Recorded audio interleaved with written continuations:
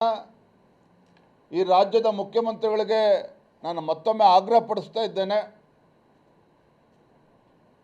ರೈತರನ್ನು ಒಕ್ಕಲೆಬ್ಬಿಸುವಂಥ ಕೆಲಸ ನೀವು ಮಾಡಬೇಡಿ. ಹಿಂದೆ ಕುಮಾರಸ್ವಾಮಿ ಮುಖ್ಯಮಂತ್ರಿಗಳಿದ್ದಾಗ ಪ್ರಾರಂಭ ಆಯಿತು ಅಂತೇಳಿ ನೆಪ ಒಡ್ಡಿ ಕೋಟ್ಯಾಂತರ ರೂಪಾಯಿ ಬೆಲೆ ಬಾಳ್ತಕ್ಕಂಥ ರೈತರ ಜಮೀನನ್ನು ಕೃಷಿ ಚಟುವಟಿಕೆಗಳಿಗೆ ಯೋಗ್ಯವಾಗಿರ್ತಕ್ಕಂಥ ಜಮೀನನ್ನು ಕಸಿದುಕೊಳ್ತಕ್ಕಂಥ ದುಸ್ಸಾಹಸಕ್ಕೆ ಕೈ ಹಾಕಬೇಡಿ. ರೈತರ ಶಾಪಕ್ಕೆ ನಿಮ್ಮ ಸರ್ಕಾರ ಬಲಿಯಾಗಬೇಕಾಗ್ತದೆ ಅನ್ನುವ ಎಚ್ಚರಿಕೆಯನ್ನು ಕೂಡ ನೀಡ್ತಾ ಇದ್ದೇನೆ. ಇದ್ರ ಮಧ್ಯೆ ರಾಹುಲ್ ಗಾಂಧಿ ಅವರು ಎಲ್ಲಿದ್ದಾರೆ? ವಿದೇಶ ಪ್ರವಾಸದ ಬ್ಯುಸಿಯಲ್ಲಿರ್ತಕ್ಕಂಥ ರಾಹುಲ್ ಗಾಂಧಿ ಅವರು ಇವತ್ತು ಇಂಥ ಗಂಭೀರವಾಗಿರ್ತಕ್ಕಂಥ ವಿಚಾರ ದೇಶದ ಬೇರೆ ಬೇರೆ ಭಾಗದಲ್ಲಿ, ಪ್ರಪಂಚದ ಬೇರೆ ಬೇರೆ ದೇಶಗಳಲ್ಲಿ ಫೋಟೋ ಆಫ್ ಮಾಡ್ತಕ್ಕಂಥ ರಾಹುಲ್ ಗಾಂಧಿ ಅವರು ಹಿಂದೆ ಭಾರತ್ ಜೋಡೋ ಯಾತ್ರೆನೂ ಕೂಡ ಮಾಡಿದರು.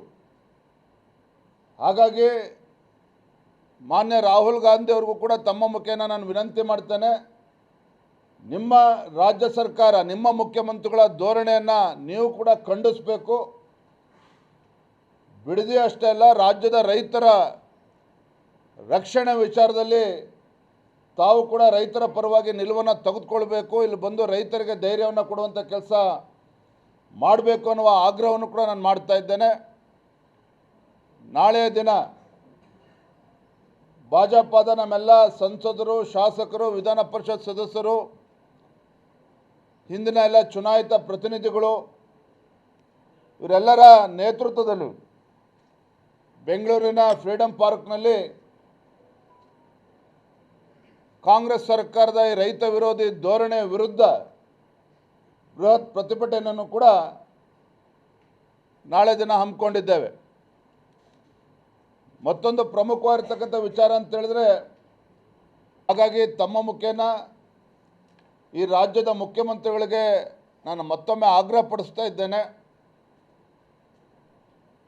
ರೈತರನ್ನು ಒಕ್ಕಲೆಬ್ಬಿಸುವಂಥ ಕೆಲಸ ನೀವು ಮಾಡಬೇಡಿ.